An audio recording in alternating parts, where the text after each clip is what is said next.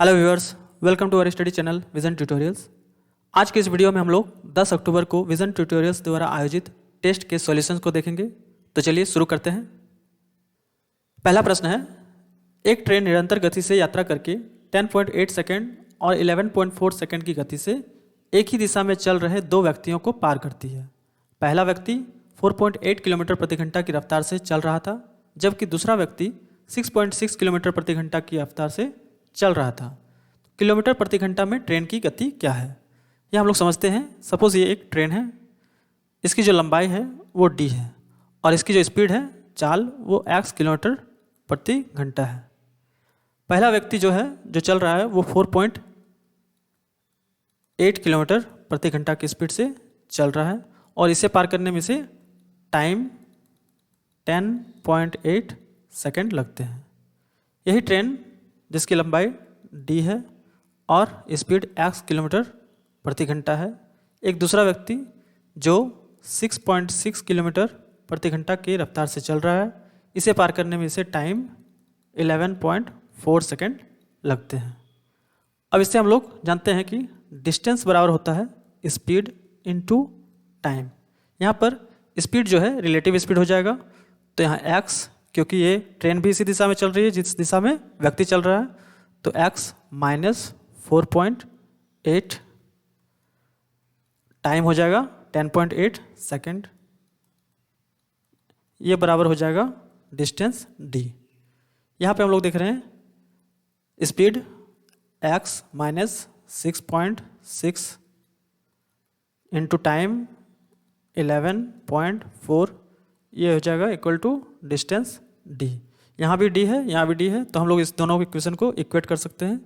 तो ये आ जाएगा x minus 4.8 into 10.8 equal to x minus 6.6 into 11.4। यहाँ पॉइंट हम लोग हटा सकते हैं।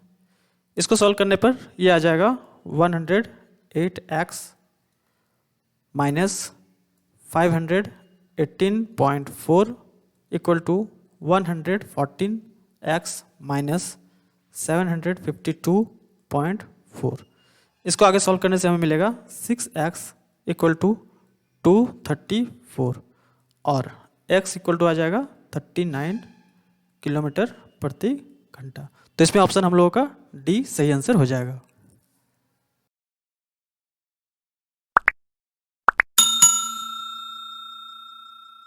दूसरा प्रश्न है, डैश ब्रिटिश की ग्रीष्मकालीन राजधानी थी।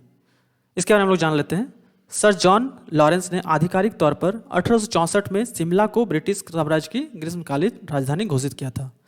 स्वतंत्रता के बाद यह शहर पंजाब की राजधानी बन गया और बाद में इसे हिमाचल प्रदेश की राजधानी बनाया गया।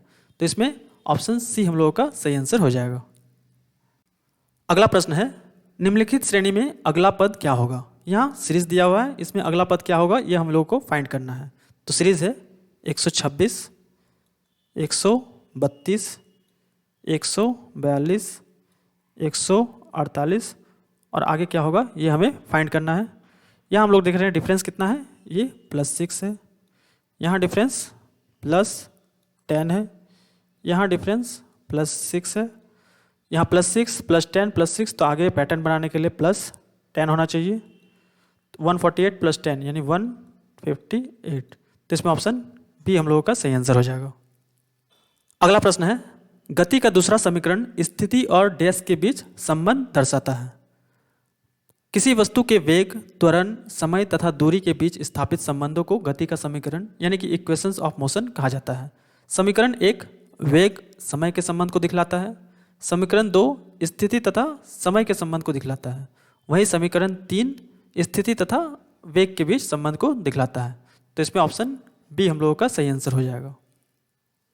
अगला प्रश्न है, एक सीढ़ी एक खिड़की तक जाती है जो गली के एक तरफ एक साइड जमीन से 48 फुट ऊपर है।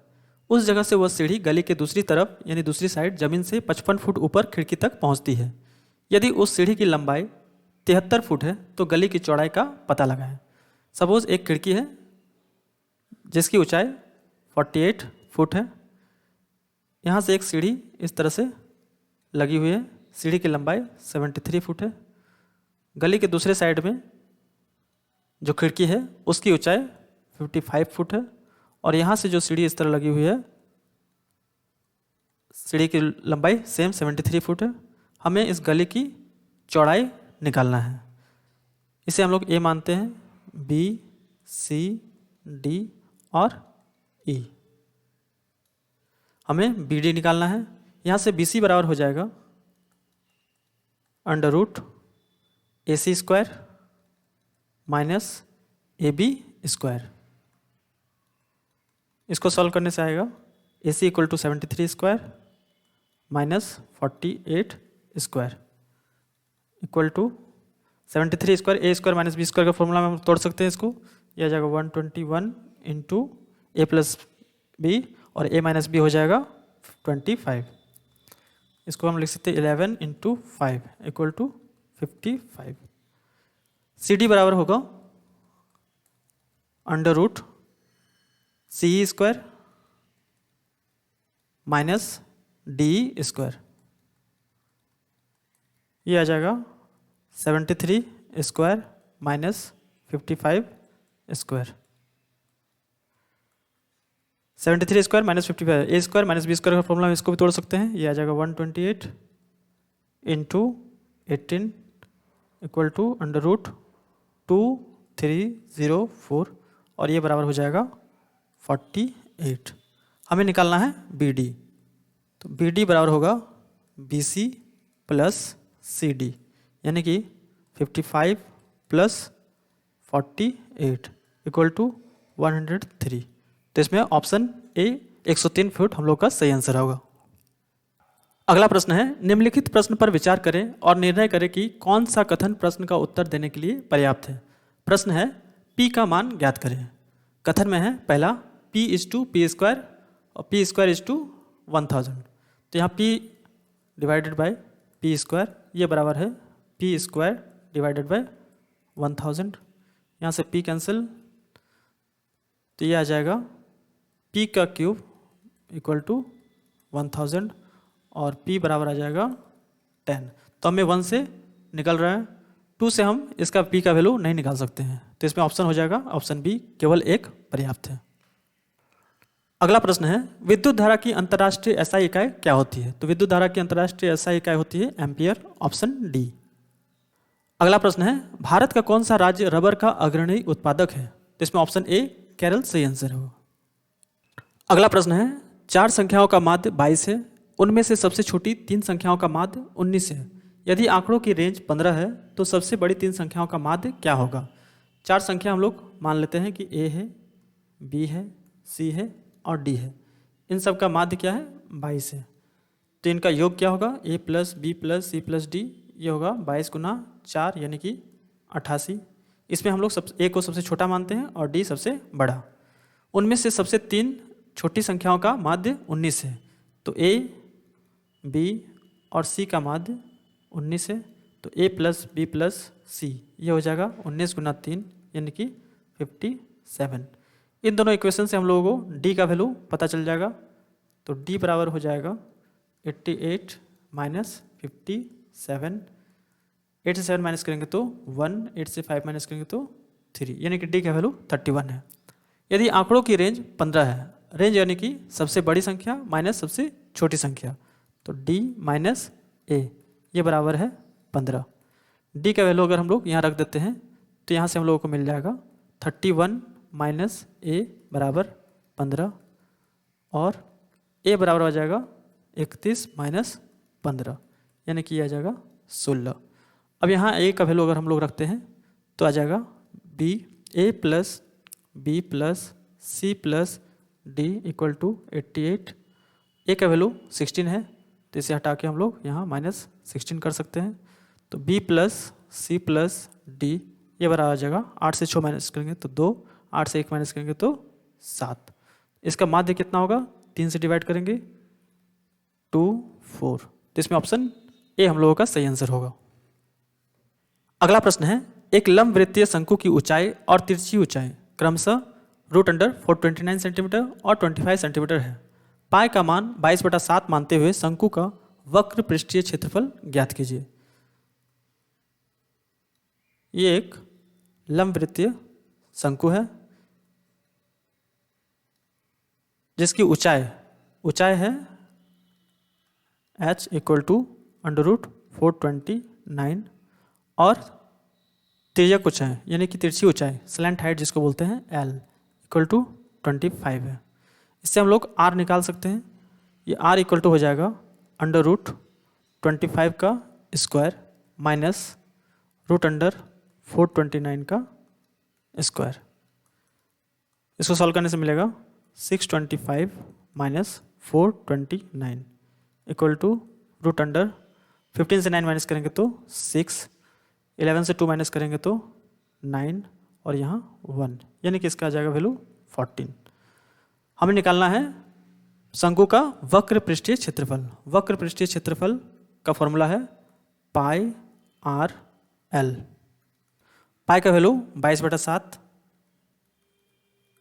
आर हम लोगों का आ गया 14 और एल है 25।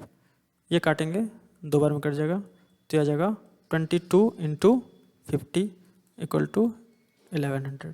तो इसमें ऑप्शन बी हम लोगों का सही आंसर हो जाएगा। अगला प्रश्न है निदा फाजिल का पुत्र है, फाजिल मेहर का भाई है, खैफ मेहर का पति है, मेहर निदा का डैश है। निदा फाजिल का पुत्र है यानी कि यहाँ निदा है,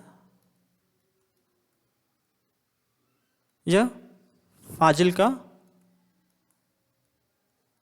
पुत्र है पॉजिटिव। फाजिल मेहर का भाई है, फाजिल जो है वो मेहर का भाई है। खेफ मेहर का पति है, खेफ जो है मेहर का पति है तो ये पॉजिटिव, ये नेगेटिव। मेहर निदा का डैश है, तो मेहर निदा का कौन है? तो अपने पिता की बहन यानी कि बुआ। तो इसमें ऑप्शन डी सही आंसर होगा। अगला प्रश्न है धनात्मक त्वरण का अर्थ डैश है, तो धनात्मक त्वरण का अर्थ है वस्तु का वेग बढ़ जाता है। तो इसमें ऑप्शन डी हम लोगों का सही आंसर होगा। अगला प्रश्न है 5.5 किलोवाट आवर बराबर क्या होगा? तो 5.5 किलोवाट आवर को अगर हम लोग को जूल में बदलना हो तो 3.6 × 10⁻⁶ से गुना करते हैं। इसे गुना करने पे आएगा 19.8 × 10⁻⁶। तो इसमें ऑप्शन बी हम लोगों का सही आंसर होगा। अगला प्रश्न है एक बैक्टीरिया अत्यधिक गर्मी, शुष्कता और विषैली रासायनिक वस्तुओं को सहने की क्षमता रखता है। इससे यह पता चलता है कि वह संभवतः डैश बना सकता है। तो इसमें ऑप्शन डी एंडोस्पोर्स इसका सही आंसर होगा। अगला प्रश्न है एक कोड भाषा में बिस्किट को 83, केक को 20 और कुकी को 58 होता है, तो उसी कोड भाषा में कॉफ़ी को कैसे लिखा जाएगा? तो बिस्किट में हम देख रहे हैं कि BISCUIT, बी का वैल्यू है 2, आई का वैल्यू 9, एस का वैल्यू है 19, सी का वैल्यू 3, यू का वैल्यू 21, आई का वैल्यू 9 और टी का वैल्यू 20। इन सब को जोड़ने से ये आ जाएगा 83। इसी प्रकार केक और कुकी में भी हो रहा है। तो कॉफ़ी में हम लोग देखते हैं COFFEE, सी का वैल्यू है 3, ओ का वैल्यू है 15, एफ का वैल्यू 6, 5 और 5। इन सब को जोड़ने पे ये आ जाएगा 40। तो इसमें ऑप्शन बी हम लोगों का सही आंसर होगा। अगला प्रश्न है कथन और निम्नलिखित धारणाओं पर विचार करें और निर्णय लें कि कथन में कौन सी धारणाएं अंतर्निहित हैं या हैं। कथन है शहर के सौंदर्यीकरण अभियान के हिस्से के रूप में स्थानीय नगरपालिका निकाय शहर के केंद्र में स्थित पुरानी झील को साफ करने की योजना बना रहा है। धारणाएं, पहला धारणा है झीलों को यदि अच्छी तरह से रखा जाता है तो शहर की सुंदरता में जोड़े और उस क्षेत्र के जल स्तर की जांच करें। तो यह धारणा इस कथन से निकलती है। झील गंदगी से भरा है, यह धारणा भी इस कथन से निकलती है। तो इसमें 1 और 2 दोनों अंतर्निहित है। ऑप्शन डी इसका सही आंसर होगा। अगला प्रश्न है भारत में राष्ट्रीय हिंदी दिवस कब मनाया जाता है? तो भारत में राष्ट्रीय हिंदी दिवस 14 सितंबर को मनाया जाता है। ऑप्शन सी इसका सही आंसर होगा।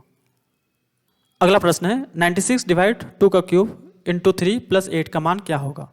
तो 96 / 2 का क्यूब यानी कि 8 लिख सकते हैं × 3 + 8।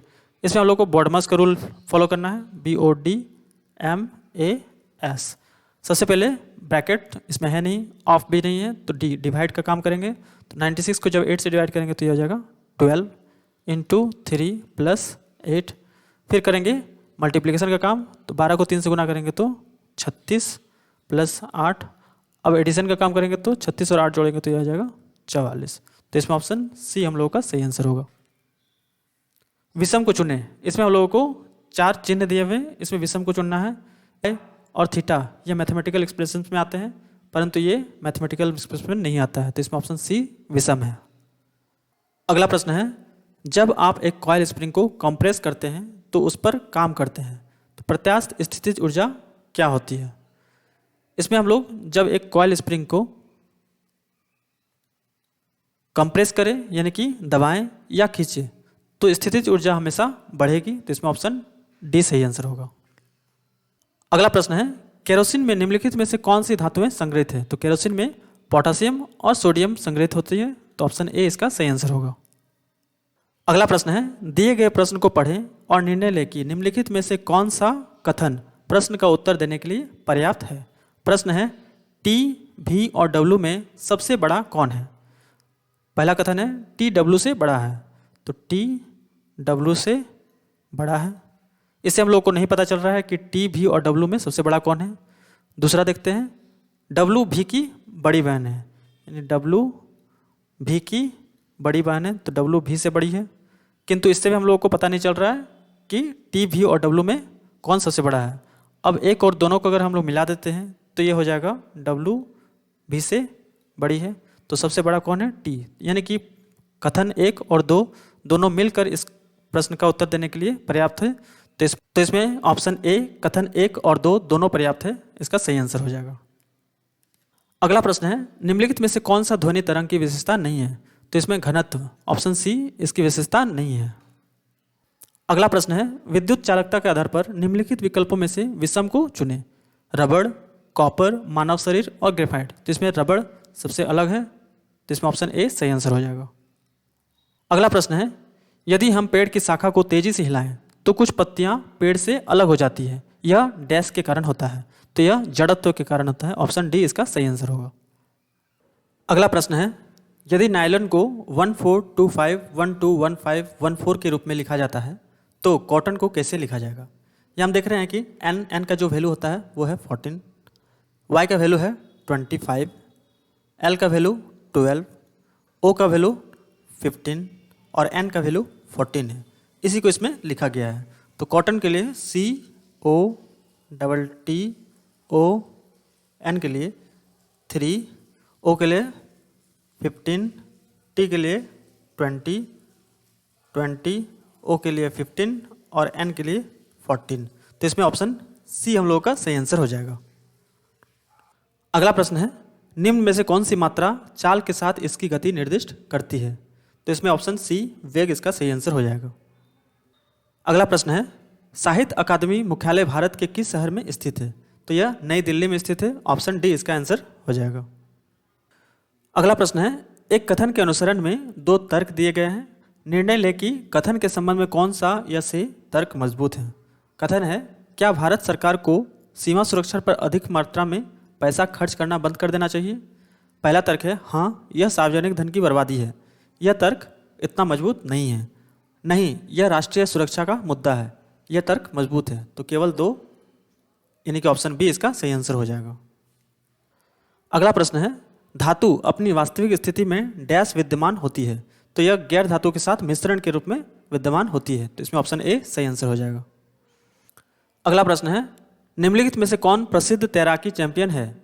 तो इसमें ऑप्शन डी संदीप जायसवाल यह प्रसिद्ध तैराकी चैंपियन है, ऑप्शन डी इसका सही आंसर हो जाएगा। अगला प्रश्न है, निम्नलिखित में से कौन क्षार का गुण नहीं है? तो इसमें ये पानी में हाइड्रोजन आयन उत्पन्न करते हैं, यह उसका गुण नहीं है, तो इसमें ऑप्शन ए सही आंसर हो जाएगा।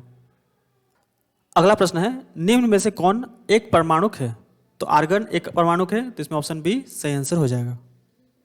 अगला प्रश्न है, संजय दक्षिण पूर्व दिशा में जा रहा था, वह अचानक 90 डिग्री दाहिने मुड़ जाता है, अब वह किस दिशा के सम्मुख है?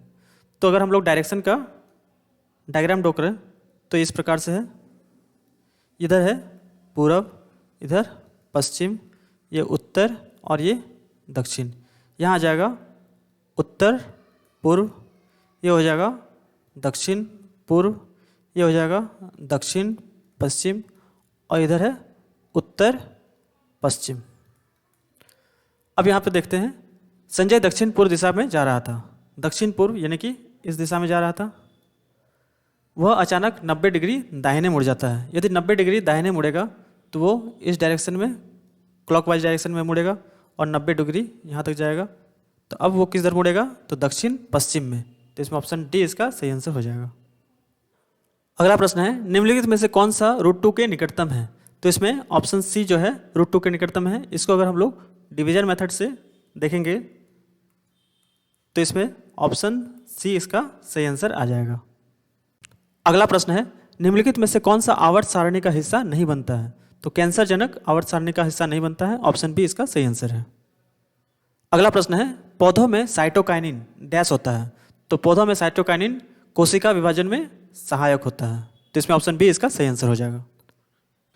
अगला प्रश्न है, ₹84,500 की एक राशि पर 8% वार्षिक ब्याज दर से 1 वर्ष 6 महीने का ब्याज क्या होगा रुपयों के पूर्ण संख्या में यदि ब्याज प्रति 6 माही चक्रवृद्धि संयोजित होता है?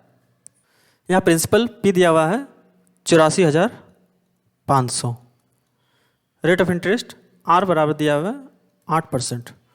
टाइम दिया हुआ है 1 वर्ष 6 महीना, और ये 6 माही चक्रवृद्धि संयोजित होता है। तो अगर 6 माही होता है तो ये टाइम जो है प्रत्येक 6 माह में यानी कि 3 साइकिल होगा तो टाइम हो जाएगा 3। 12 महीना में रेट 8% है तो प्रत्येक 6 महीना में ये हो जाएगा 4%। अब यहाँ देखते हैं इसका 4% कितना होता है। तो इसका 4% हो जाएगा 3380। इसको 3 से मल्टीप्लाई करेंगे तो ये आएगा 10140। इसका 4% ये आ जाएगा 135.2। इसको 3 से मल्टीप्लाई करेंगे तो ये आ जाएगा 405.6। इसका 4% ये आ जाएगा 5408, यहाँ पॉइंट इंटू 1, ये आ जाएगा 5.408। इन तीनों को जोड़ देंगे तो ये आ जाएगा 10551.048। रुपयों के पूर्ण संख्या में अगर देखा जाए तो ये हो जाएगा 10,551। तो इसमें ऑप्शन बी इसका सही आंसर हो जाएगा।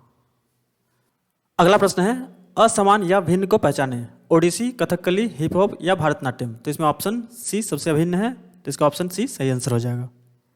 अगला प्रश्न है, डैश वो मेरिडियन है जिस पर भारतीय मानक समय आधारित है।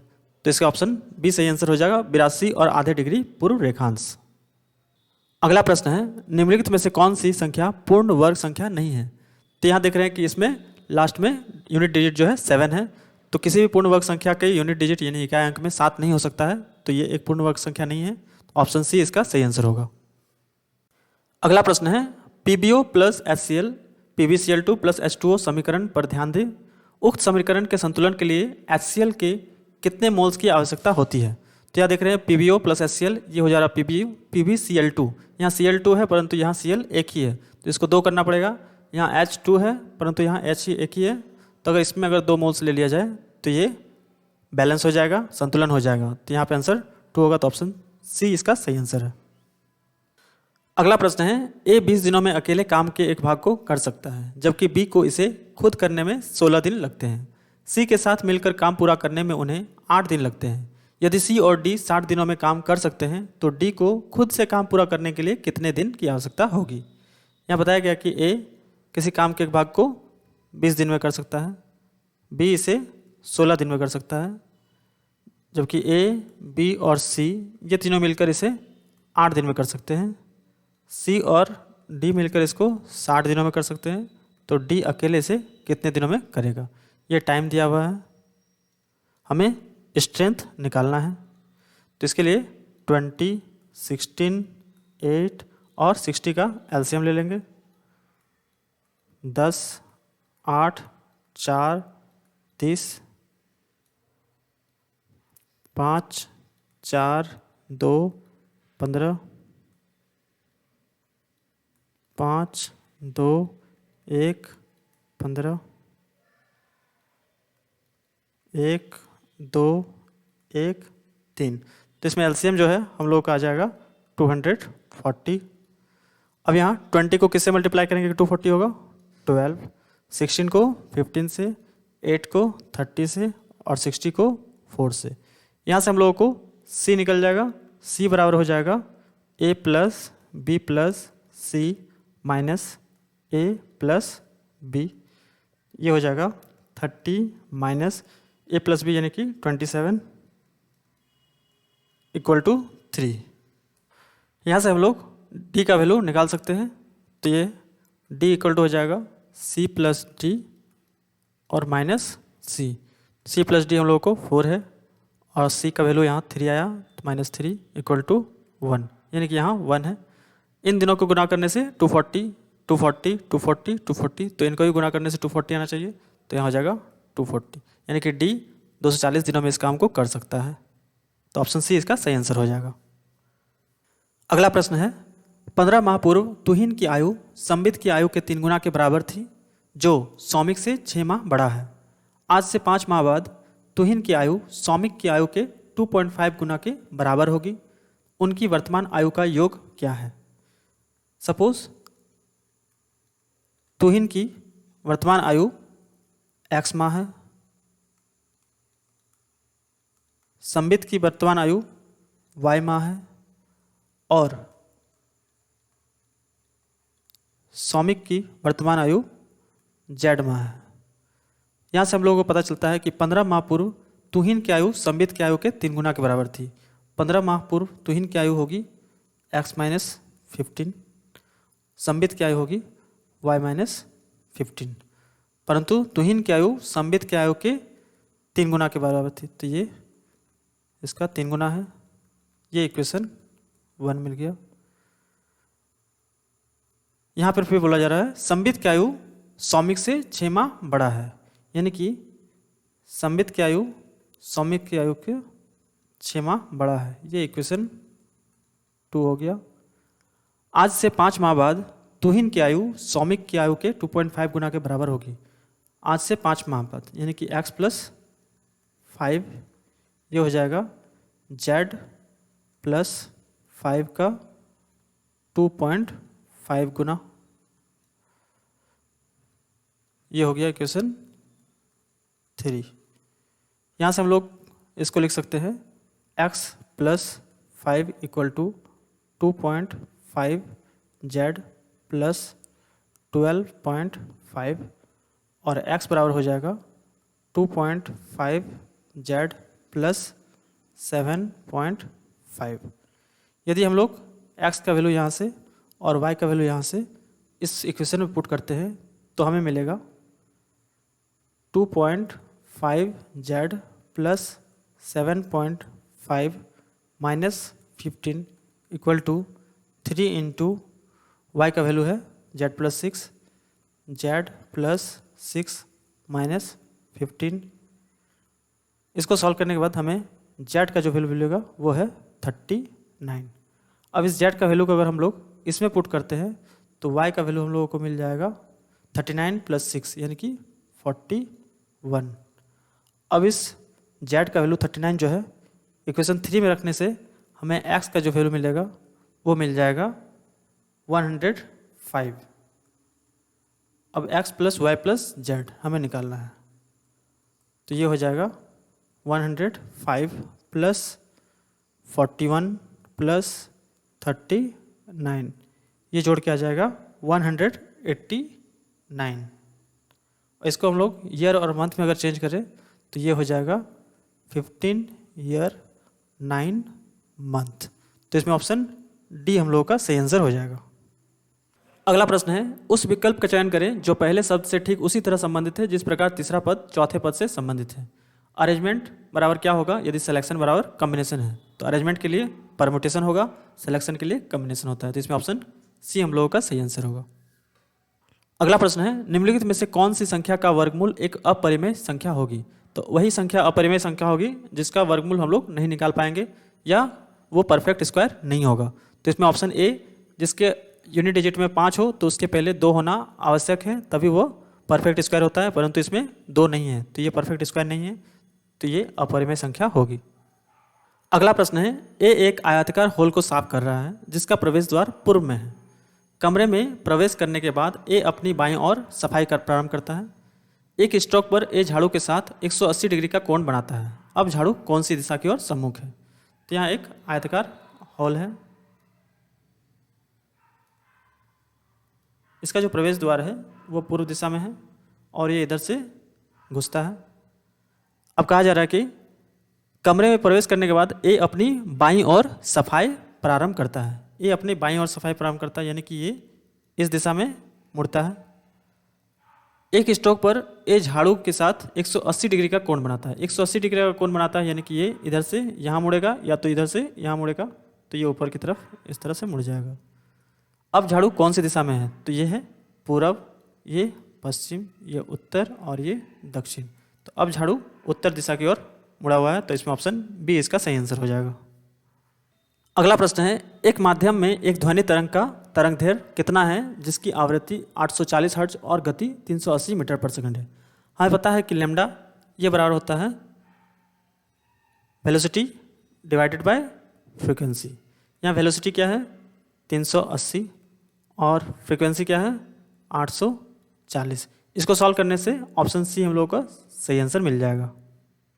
अगला प्रश्न है, श्रृंखला में अगला अक्षर ज्ञात कीजिए। यहाँ एक सीरीज है K B L D M G N K. तो यहाँ के है, के के बाद एल एम एन, तो एन के बाद होना चाहिए ओ।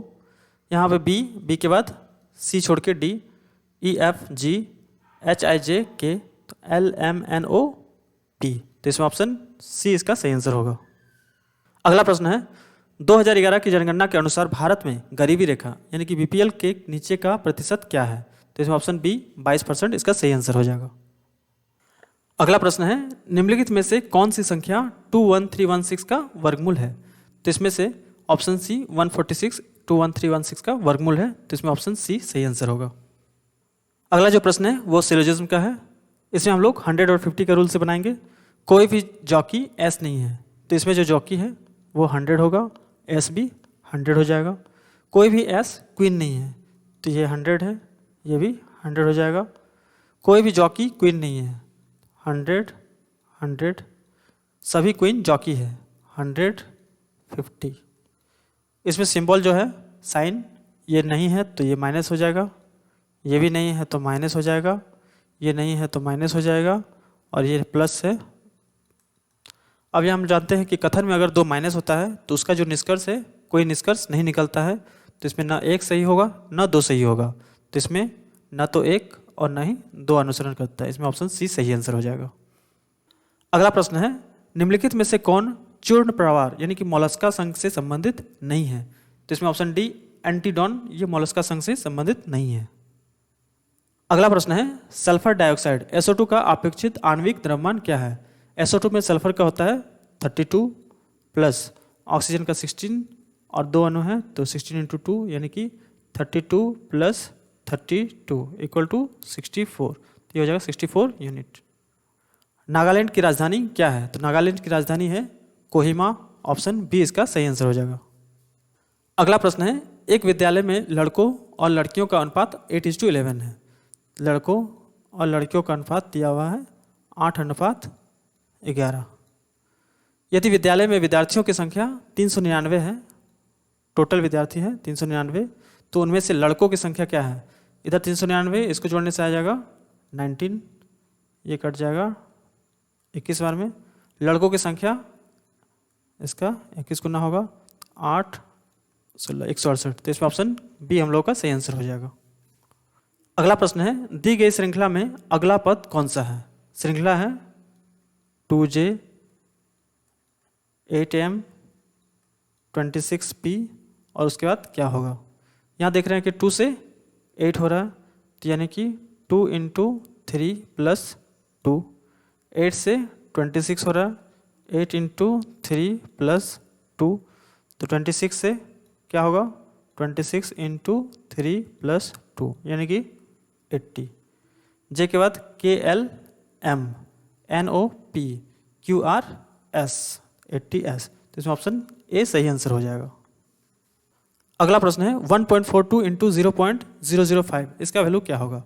142 को 5 से मल्टीप्लाई करते हैं, 5 इंटू 2 10, 0 कैरी 1 21 2 7। अब यहाँ देख रहे हैं 1 2 3 4 5, 5 के बाद 1 2 3 4 5, तो यह आ जाएगा 0.0071, 0.0071। तो ऑप्शन डी इसका सही आंसर हो जाएगा। अगला प्रश्न है भारत सरकार द्वारा गौरवमय ध्यानचंद पुरस्कार किस वर्ष संस्थापित की गई थी। तो ये 2002 में संस्थापित की गई थी, तो ऑप्शन ए इसका सही आंसर होगा। अगला प्रश्न है यदि x² + 4x - 12 यह 0 से छोटा है तो निम्नलिखित में से कौन सा x के सभी संभावित मान को विनिर्दिष्ट करता है। यहाँ दिया हुआ x² + 4x - 12 < 0। इसको हम लोग लिख सकते हैं x² + 6x - 2x - 12 < 0। x common ले सकते हैं, x + 6 - 2 कॉमन लेंगे, x + 6 ये < 0। x - 2 इंटू x + 6 ये < 0, यानी x का जो वैल्यू है वो -6 और 2 के बीच में होगा, तो ये -6 और 2 के बीच में a है, तो ऑप्शन ए इसका सही आंसर होगा। अगला प्रश्न है डैश प्रजनन संबंधी भाग फूल में स्थित होते हैं। इसका सही आंसर है ऑप्शन सी एंजियोस्पर्म्स। अगला प्रश्न है धरती से टकराने से तुरंत पहले यदि 2 केजी द्रव्यमान की वस्तु की गतिज ऊर्जा 400 जूल है, इसे किस ऊंचाई से गिराया गया था। जी का मान 10 मीटर पर सेकंड स्क्वायर लेना है और घर्षण नगण्य है। तो हम जानते हैं कि जब निकाय को एक ऊंचाई से छोड़ा जाएगा तो सभी स्थितिज ऊर्जा गतिज ऊर्जा में परिवर्तित हो जाती है, इसीलिए पोटेंशियल एनर्जी ये बराबर हो जाएगा काइनेटिक एनर्जी के, और ये बराबर होता है m इंटू जी इंटू एच। हमें ये दिया गया है 400 जूल, ये बराबर है 2 गुना जी का मान 10 और हाइट हमें निकालना है, तो ये हो जाएगा 20, तो h बराबर आ जाएगा 20 मीटर। तो इसमें ऑप्शन सी हम लोगों का सही आंसर हो जाएगा। अगला प्रश्न है एक दिन बेचे गए सभी टिकटों में से 46% टिकट विद्यार्थियों द्वारा खरीदे गए। यदि उस दिन बेचे गए टिकटों की संख्या 1250 थी तो उनमें से कितने टिकट विद्यार्थियों द्वारा खरीदे गए। तो 1250 टोटल टिकट थे जिसमें 46% विद्यार्थियों द्वारा खरीदे गए थे, तो इसका 46% निकालना हमें। 0 0 कैंसिल, 2 बार में जाएगा 25 23, इसको गुना करने से हमें मिल जाएगा 15,575, तो ऑप्शन बी इसका सही आंसर हो जाएगा। अगला प्रश्न है 54 / 3 का स्क्वायर इंटू 6 + 3, इसका मान क्या होगा। 54 / 3 का स्क्वायर यानी कि 9 इंटू 6 + 3। इसमें हम लोग बॉडमास का रूल यूज़ करेंगे, BODMAS, ब्रैकेट यहाँ नहीं है, ऑफ नहीं है, डिवाइड। तो 54 को जब 9 से डिवाइड करेंगे तो ये होगा 6 इंटू 6 + 3, मल्टीप्लाई करेंगे 36 + 3 यानी कि 39, तो इसमें ऑप्शन बी हम लोग का सही आंसर हो जाएगा। अगला प्रश्न है निम्नलिखित में से कौन सी एक क्षारीय पार्थिव धातु नहीं है। तो इसका आंसर है ऑप्शन सी सोडियम। अगला प्रश्न है निम्नलिखित समीकरण को सही करने के लिए परिवर्तित किए जाने वाले 2 ऑपरेशन ज्ञात करें। इसमें इक्वेशन है 3 10 14 4 2 = 6। यहाँ पे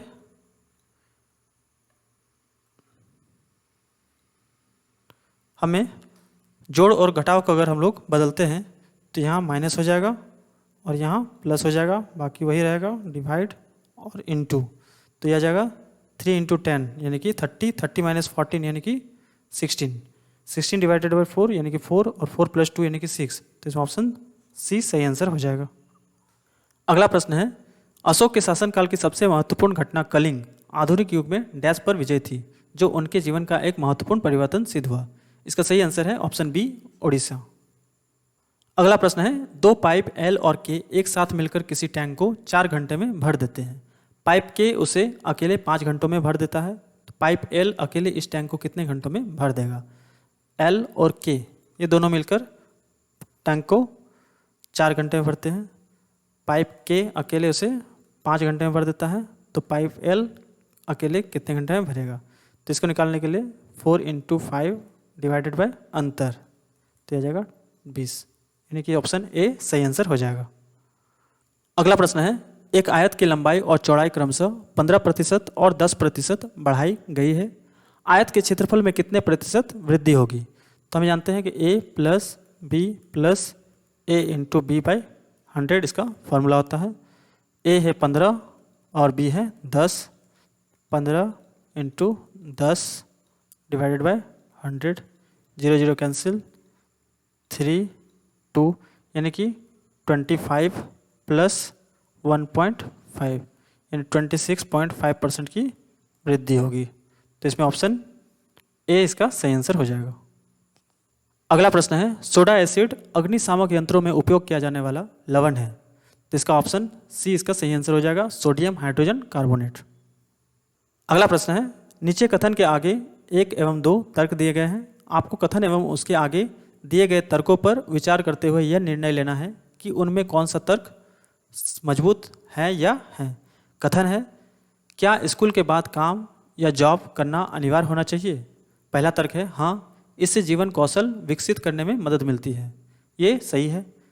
दूसरा तर्क है नहीं, सभी छात्र कार्य में आने वाले मामलों को निपटाने में पूरी तरह परिपक्व नहीं होता है, तो यह तर्क भी सही है। तो दोनों तर्क सही है, दोनों 1 एवं 2 मजबूत है। ऑप्शन डी इसका सही आंसर हो जाएगा।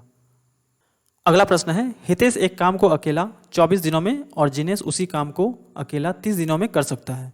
ईशान की सहायता से वे इस काम को मिलकर 10 दिन में पूरा कर सकते हैं। ईशान इस काम को अकेले कितने दिन में पूरा करेगा? तो हितेश काम को 24 दिन में करता है, जिनेश इस काम को अकेले 30 दिन में करता है। ईशान की सहायता से यानी कि हितेश प्लस जिनेश प्लस ईशान, यह काम 10 दिन में हो सकता है।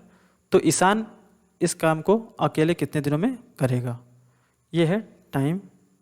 हमें स्ट्रेंथ पता करना है, इसके लिए 24, 30 और 10 का एलसीएम ले लेंगे।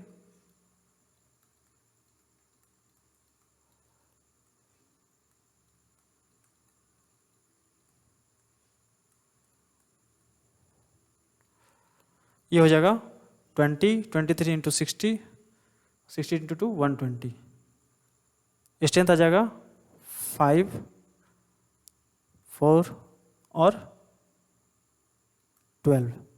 यहाँ पे हम लोग आई अगर निकालना होगा ईशान का, तो 12 माइनस 4 प्लस 5 यानी कि 12 माइनस 9 3। इसको दोनों को गुना करने से 120, इसको दोनों को गुना करने से 120, इसको भी गुना करने से 120, तो इसको भी गुना करने से 120 आना चाहिए। तो 3 इंटू 40 होना चाहिए, यानी कि ये 40 दिन में इस काम को अकेले कर सकता है। अगला प्रश्न है, 88 और 220 का एचसीएफ क्या है? 88 और 220 है, ये चल जाएगा 2 बार में 176, 10 से 6 गया 4, 11 से 7 गया 4। अब 88 को डिवाइड करेंगे 44 से, 2 बार में जाएगा 88, तो इसका एचसीएफ कितना हो जाएगा? 44। इसमें ऑप्शन सी इसका सही आंसर हो जाएगा। अगला प्रश्न है, दिए गए कथन और निम्नलिखित निष्कर्षों को ध्यान से पढ़ें और चुनें कि कौन सा निष्कर्ष तार्किक रूप से कथन का पालन करते हैं।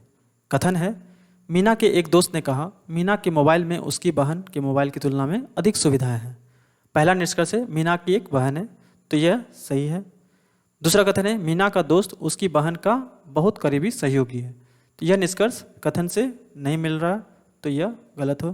तो इसमें ऑप्शन बी निष्कर्ष 1 अकेला पालन करता है, यह ऑप्शन सही हो जाएगा। अगला प्रश्न है, साधना का मुंह उत्तर पूर्व की ओर था, वह दक्षिणावर्त 45 डिग्री और फिर वामावर्त 180 डिग्री घूमती है।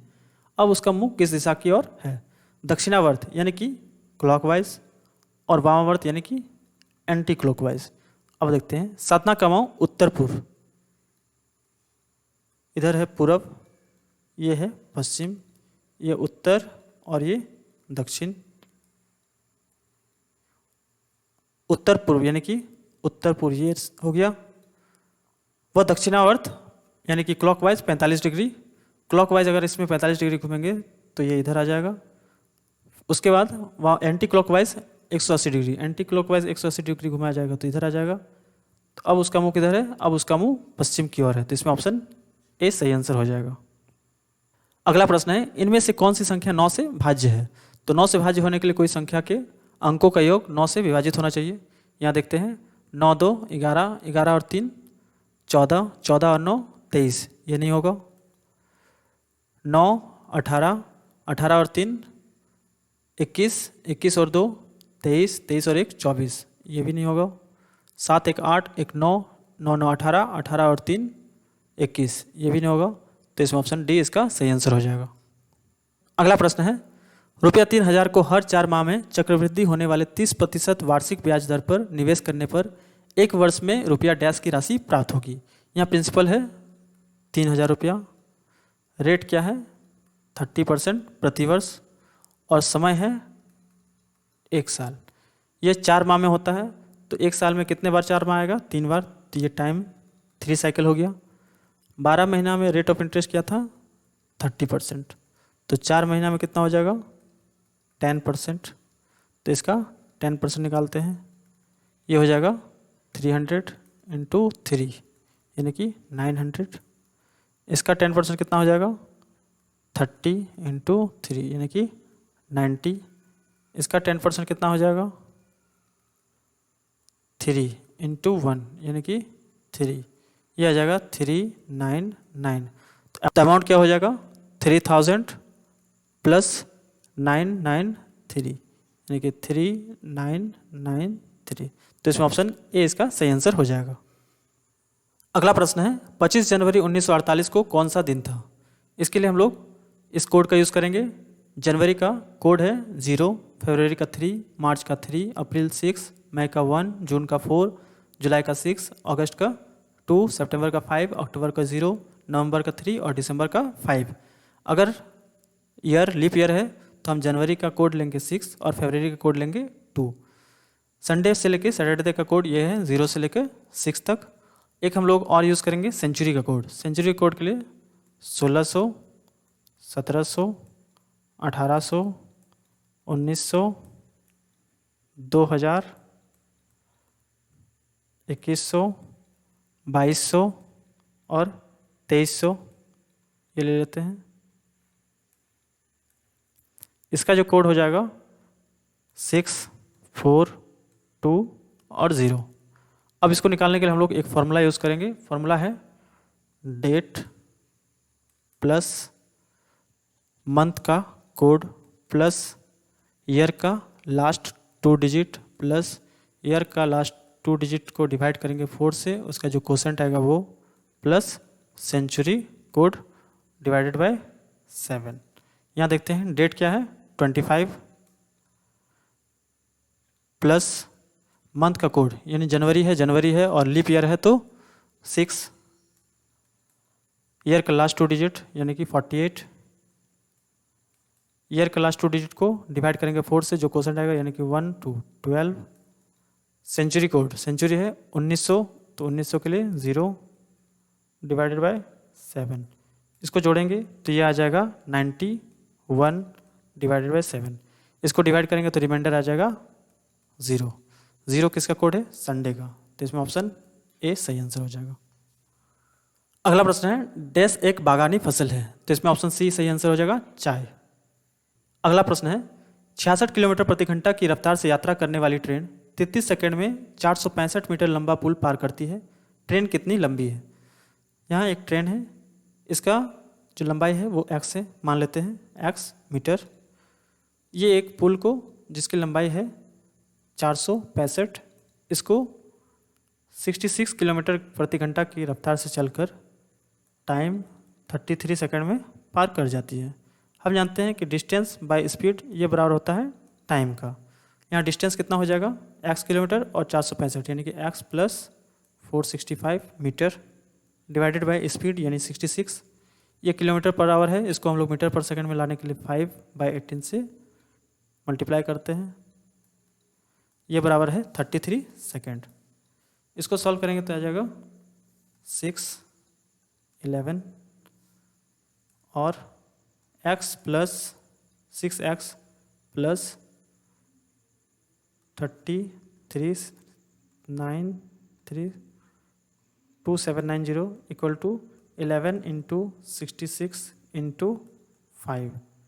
यह आ जाएगा 6x इक्वल टू, इसको अगर हम लोग सॉल्व करेंगे तो 55 इंटू 66 33 33 30 33 0 3 6 3, यानी क्या आ जाएगा 3 6 3 0, इधर जाएगा -2 7 9 0, ये आ जाएगा 0, 13 से 9 गया 4, 5 से 15 से 7 गया 8, तो ये आ जाएगा x बराबर 840 डिवाइडेड बाय 6, ये कट जाएगा 1 बार में 640 140 मीटर, यानी कि ऑप्शन डी इसका सही आंसर हो जाएगा।